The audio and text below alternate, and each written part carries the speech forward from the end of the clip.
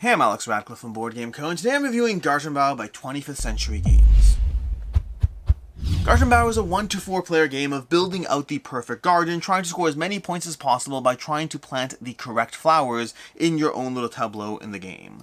The game structure is going to revolve around you trying to go ahead around this little board over here, gathering resources and tiles so you can place seedlings, these are going to be these tiles over here, seedlings into your garden over here, following that up with the actual plants that will go on top of them. So for example, if we have that double blue plant over here, well, you can't actually over here, these two blue, we can put this seedling, this plant across because they're two different tiles. We cannot do so if it's the same tile. We have to have different tiles. We can go ahead and place that over here. And then you're going to follow that up eventually by putting plants, those little flowers over here. These flowers will go on top of the plants, which are on top of the seedlings. That's the structure. You're trying to gather seedlings, then plants, then flowers, and flowers will have scoring conditions on them, and that's going to be how you score points in this game. That's the general structure.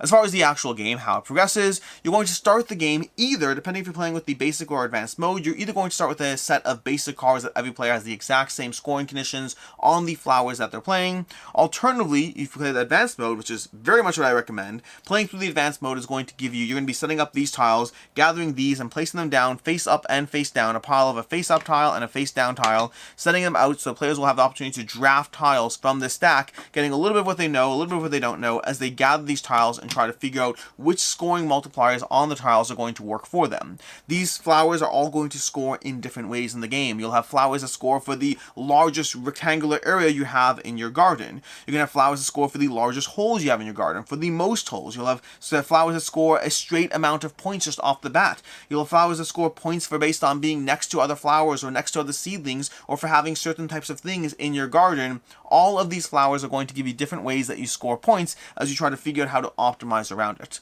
Once you're done with that pre-game draft, you're going to go ahead to the center board over here, where you start the process of moving your little wheelbarrow around the board to either gather resources or to gather things from the board. On your turn, you can either take your wheelbarrow and go to the next location over here, so you can gather the next location, and then you can either take the resources over here to water or to sun, or you can take the seedling tile and place it into your garden. Those are the two options you have over there.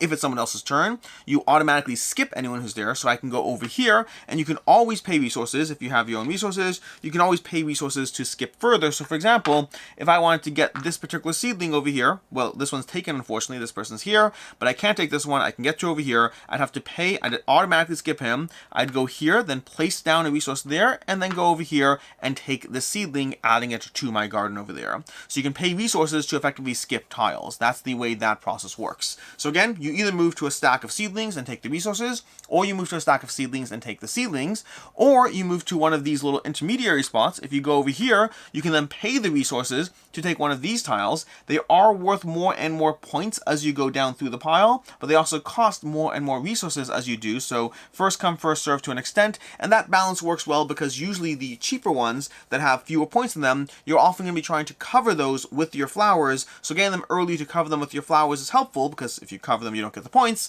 but alternatively getting them late game and just having a chunk of points from them can be worth it too, although they'll cost you more resources. Alternatively, the second option you can go, again going from here to like the next spot over there, is you can place down a flower into your garden. You have to have the specific seedlings that make up that flower. So for example, this one over here, which gives you 16 prestige, is part of the basic set of tiles over there. If you have this and this on your garden, let's forget for a second this actually can't be like that, but if you have it like that, you'll have the two matching flowers, you'll put that down and you'll score 16 prestige. Additionally, whenever you plant a flower, you get 3 resources. That's the structure you're taking. So again, you're trying to gather flowers, which will go on top of plants, which go on top of seedlings. The core structure of the game is you're moving your wheelbarrow around the board, either taking resources, a seedling, plants, or flowers, trying to place them all down into the engine as you figure out how to optimize around all of that, scoring as many points as possible. There are a few small nuances to talk about this, some special tokens, some things like that, but that's the core gameplay of Gartenbau. As far as what I like, don't like, and can see others. As far as my review of it, starting off with ease of play, Rulebook is incredibly accessible. Rulebook is like a few pages long and really just goes through, again, just the core gameplay of what I talked about. The core gameplay is gather seedlings, place down plants on top of them, place down flowers on top of those. You're trying to choose all that based on the flowers you think are most advantageous for you through a pre-game draft or giving you a basic game of just a set of hand of tiles, although I do highly recommend the pre-game draft. The pre-game draft is going to have you picking various flowers that you think will optimize your score as far as the way they'll combine, how you can place them down, and what you're going to try to build. The game ends when 4 of these stacks are completely empty over here. 4 of these are empty, and you'll notice there's some text over here. That's because when a stack is depleted, you can take the ability on that text when you land there as well.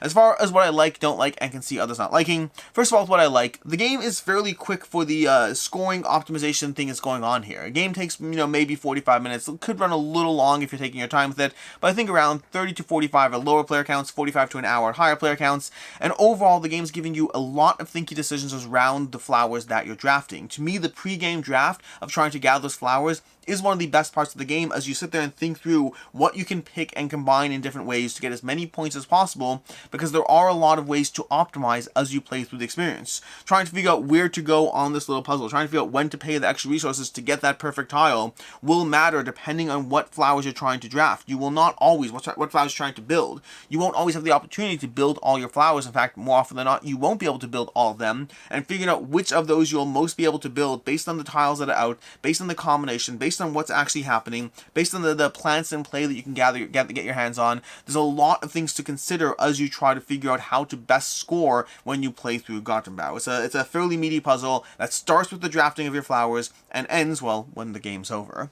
As far as what I don't like about the game, first of all, and this is true for the advanced game more so than the basic, but it does seem like some of the flowers are potentially abusable. There are flowers that cap out as the basic flower in the advanced game. A basic flower that doesn't require any scoring conditions is a straight 24 points. Plain simple to the point. Some of the more complicated flowers will give you opportunities to score up to 40 points, and they'll cap out at around 35 to 45 points. They cap out. But then there's a few tiles that don't seem to cap out, and even though what they want you to do is hard, there's like a single tile where I managed to score at least, I think I scored like 83 points from a single tile one time, just based on the size of your biggest hole, and that can be true for your biggest rectangle. There's a few tiles that don't really give you a cap on how you can score, and if you can take advantage of those, even though they're a little harder, but if you can do what the game wants you to do there, you can get giant chunks of points for some of these tiles. So it's worth knowing that as much as I like the core engine and trying to optimize around what's going on here, it does seem some tiles, I hesitate to say it, some titles seem broken. I never like calling something broken until I've played a game 100 times, more than I'll ever really play it, because my handful of plays don't really compare to the playtesting that goes into a game. But I would say from my own perception as a player of the game, some of the flowers do seem potentially too powerful in a way that can make it less fun for players who don't have those tiles. Secondly, I'd say the rondel doesn't really lead to a lot of blocking in the game, at least not unless you're playing at a full complement, a full player count. This situation over here, because you have these intermediate tiles, because you have these, because you can easily skip other players, because you can pay resources to jump further, more often than not, I didn't really feel the rondel came into a huge amount of my decision space around how blocked I felt. It felt like it's here, and you want to go ahead and gather resources, and you want to go ahead and use it, but other players and their positioning on the rondel felt like had a minimal degree of effect on my gameplay. As far as I can see others not liking, two things there really. First of all, similarly, there's just a low interaction game. This is a game that is primarily about building up your own garden. What other players do barely matters unless you're trying to focus on how much they're abusing something. Like, I don't know, it doesn't... For the most part, this is you building out your own little garden in the game. There's not a lot of player interaction here. And then secondly, I'd say there's also a lot of checking and double checking flowers a lot in this game as you go through this. You're often going to be looking at these tiles trying to figure out this can be built on this or this. These can be built with those or those. Like, I can build this with this or that. And there's going to be a lot of looking back and forth between the plants and between the flowers, trying to figure out exactly how something actually gets built as you go through the game. It's not the end of the world. It's the kind of thing that's easier after multiple plays, but especially your first play or two, you will often be double checking and triple checking as you try to figure out how to build it. It's not very intuitive. It's just a lot of checking notes, so to speak. As far as final thoughts on Gartenbau, overall I enjoy this one. The aesthetic is not very much to my personal taste. I don't mind nature or flowers, all that. Lots of games I play have the theme. Overall, the aesthetics of this one don't heavily pull me in. The gameplay I do very much enjoy. I like that optimization engine, with the main caveat being around some of those tiles being broken, or seemingly broken I should say. Overall, I really like the process of trying to figure out how to combine different flowers through that pre-game draft as you try to figure out what's going to work well for the engine, and then going through the process of building out that engine. It is the kind of thing that gets a little bit samey game after game. It's primarily because the actual core puzzle to me primarily is in the pre-game draft, and from there, this puzzle over here on this rondel didn't feel overly complicated. It felt more just picking the things that work into it. But overall, I still very much enjoyed it, with that caveat around the the potential balance issues at play. For me, this is a 3.5 out of 5. If you like these point scoring optimization games, I think Gartenbau is another solid one to take a look at. Plays fairly quickly, teaches fairly quickly, overall fairly accessible, and one that's worth taking a look at.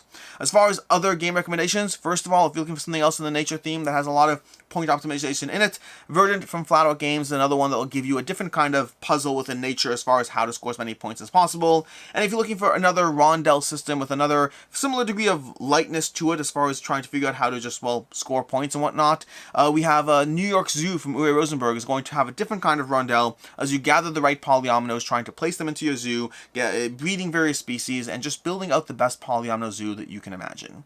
In any case, and until next time, I hope you found this video helpful, and as always, I'm Alex Radcliffe from Board Game Co., and I hope you have a good one.